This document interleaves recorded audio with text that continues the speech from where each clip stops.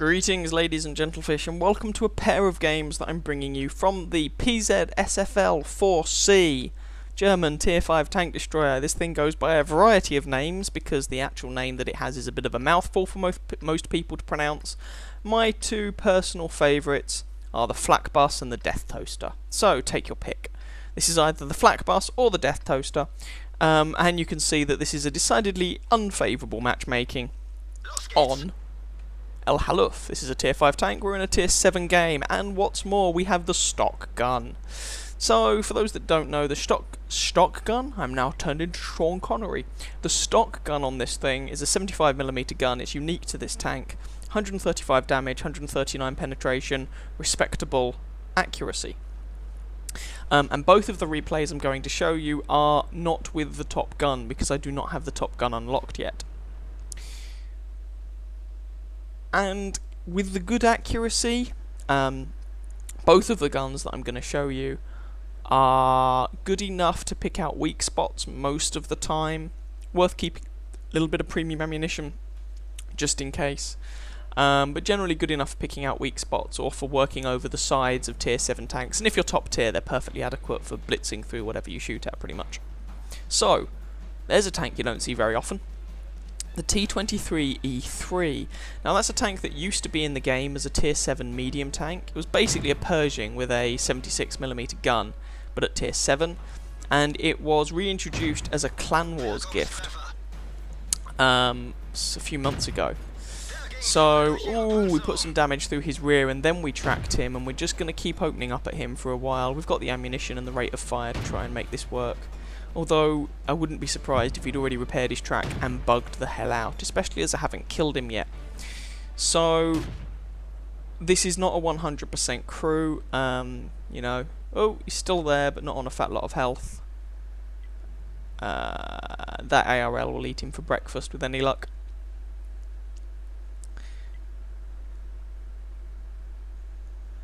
And when I played this game, I think it might have been when the World Cup final was going on, so don't be surprised in chat if people seem to be talking about Germany and Argentina. Or was it Brazil? I can't remember who was in the final. You can see how much of a fan of football I am, can't you? But Germany won, I know that much. I've just been told it was against Brazil. Okay, I think Argentina are in the semis. Oh yeah, they played the Netherlands, I think. Maybe not. Maybe yes. Oh, I don't know. Either way. Our Tiger just killed a Comet for kill number 1.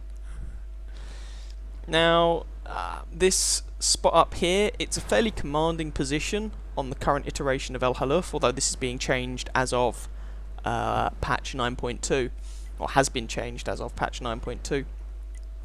But it doesn't have as much soft cover up here as it used to. Now, remember that T-23E3 that I haven't killed? Yeah, he's shooting at me. First shot takes out my track. I repair the track so that I don't keep taking damage. His second shot kills my engine. That's a pain. He's still alive. God, he's annoying. And one of the nice things about this tank is that it's fast. Ah well, never mind. I guess we're just going to have to camp all the harder. Fan-dabby-tastic. Right, well, there's a Black Prince who... Oh, and a KV-1S, who have decided that being out in the open is clearly good for their health. And I'm going to see if I can get some shots into the side of this Black Prince. So the side of his tank is actually moderately well armoured. Angled. So, possibly tube angled for this gun, I'm not sure, but I put a couple of shots through the side of his turret instead, and the Tiger finishes him off. Now, there was the KV-1S up there somewhere. Ooh, it's another Flak Bus. There can be only one, or at least, you know, there's allowed to be another one on our team, but not on your team. No, doesn't hit. Ah well, he's on low health, and he's probably not going to poke his head out anytime soon, and if he does, he'll get it blown off for him. Hurrah.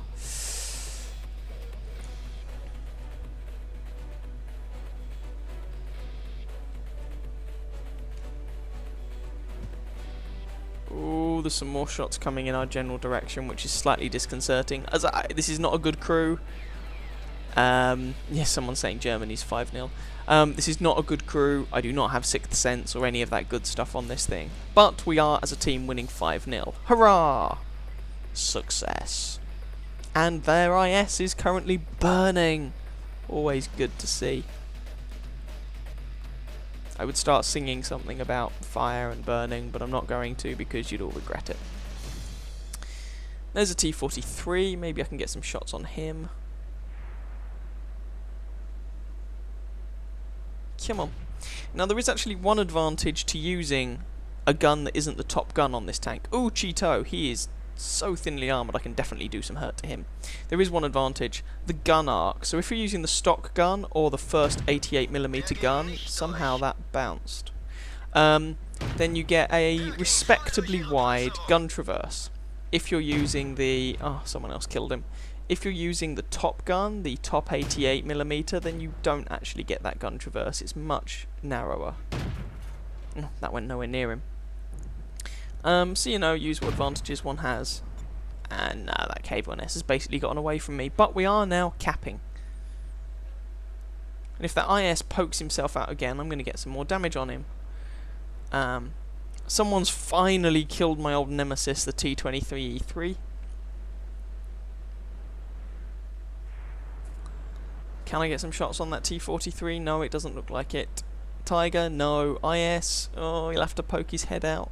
But then if he wants to interrupt the cap, he's probably going to have to poke his head out anyway.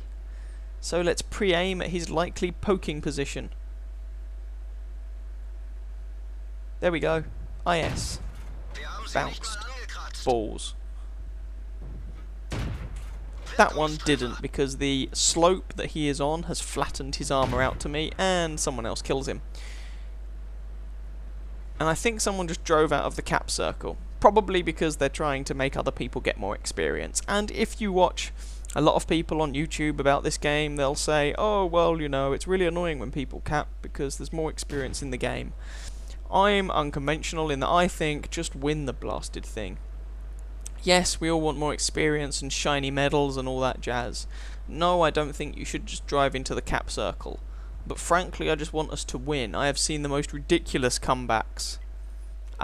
They are possible. So just be victorious. If you're up to 95% in the cap circle, in my opinion, don't then drive out of it. Just cap and win. Pz! One shot into him. Someone else kills him. And if memory serves, can you guess what medal I'm going to get for this game? There's only 3 of them left. The T-43 is in sort of H6 or something like that. I don't know where the M6 or the Tiger are off the top of my head. Ooh, Tiger. Can we get some shots on him? Oh, there appears to be a hill in the way. That's sad. What about the M6? Ooh, can I get a shot on this T-43? 94? No, someone else has drove out of the cap circle. So it's back down to 76. Just dragging this game out. Just finish it already. Christ's sake. There's the M6. Okay. Well, we've got some more time to work, so let's try and get some more damage. And we've got the bum of an M6, which is always a nice shot to have. Although somehow that one bounced. Oh no, to be fair, I assume it just damaged his tracks instead. Because having it bounce would be a bit weird. There's another shot into him. And then the game ends just as I'm about to possibly pick up a kill. Sod's law. Ah, well, never mind. So yeah, there was game number 1. We ended up, I think, getting Confederate medal out of that, and racking up a good amount of damage in a tier 7 game, and getting top XP, if memory serves, or maybe not top XP, but first class mastery either way. So it ended up being a good game. Now, time to go to game number 2, in which we are using a different gun.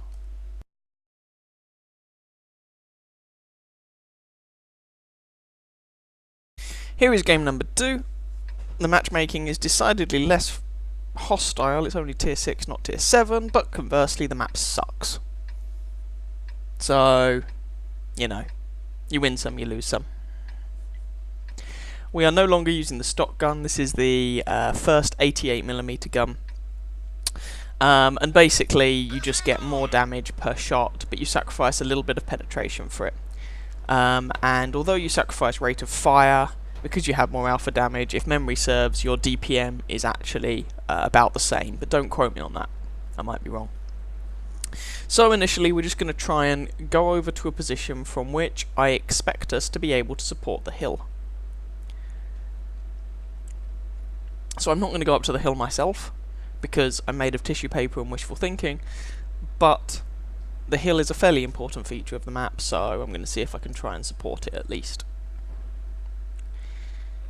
And a position like this, or the converse position at D3 on the other side, gives you shots up onto one side of, well, Castle von Himmelsdorf for want of a better phrase. So if you are going up onto the hill, do be a little bit careful that coming around that side of the castle obviously makes you vulnerable to people down in the town shooting up at you.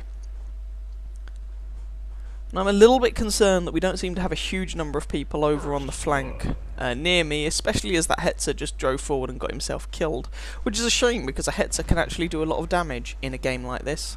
It's one of those tanks that, okay, the armor's garbage in a tier 6 game, but it can certainly make its presence felt.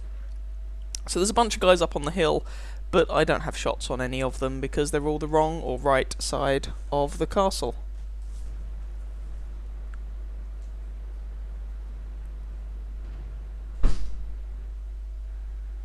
Trying to adjust fire. No. Nothing happening.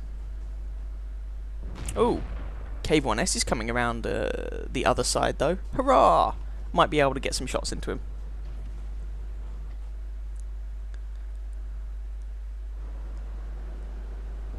Panzer IV, no. That shot might have hit, I've no idea. And for 220 alpha damage, the reload on this gun is not too bad. Nah, it doesn't look like I hit him. Damn it. That one did though, and Panzer IV is dead, and we're winning this game 6-2, which is quite nice.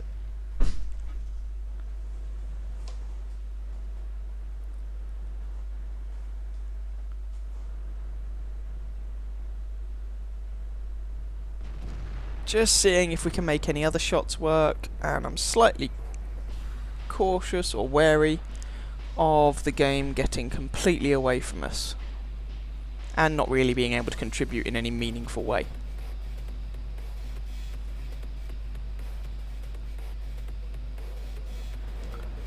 So, it's 8-3, just trying to use mobility to get into a position from which we might be able to do something, and I'm also using the time to think. And eventually I'm just going to decide, sod it. Right, we're winning 9-4. Gonna drive straight across the map and pretend I'm a medium tank and see if I can apply this gun to people's flanks and soft squidgy bits. So there we go, there's a T1 Heavy and a KV-1 over on that corner. There's the T1 Heavy. He's on 220 health, I have 220 alpha damage. He's dead.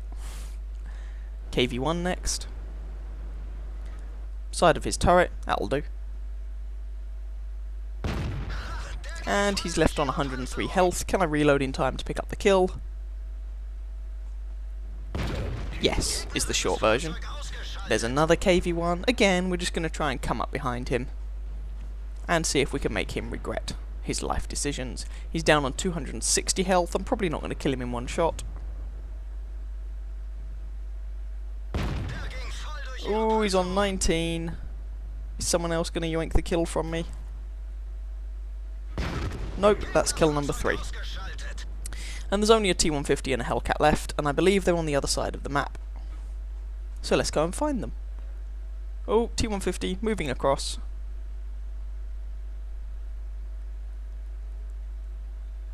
Is he? Do I have shots? Don't I? Don't appear to. Oh well. Forwards! And just moving in to try and hunt the last two down.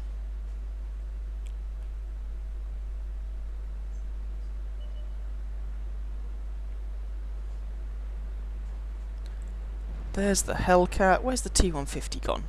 Sneaky little bugger. Oh, there's the T-150.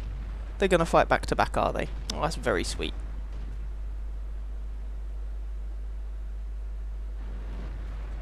KV-1S kills the Hellcat, and I have shots into the rear of the T-150. Leave him on 225. He's down on 105. And pick up kill number 4. And there we go. We managed to be effective in the cleanup end of the game and pick up another first class mastery. So I hope you guys enjoyed that pair of games. If you did, please feel free to catch some other videos and or subscribe to the channel, and I wish you happy hunting on that battlefield. Ciao ciao.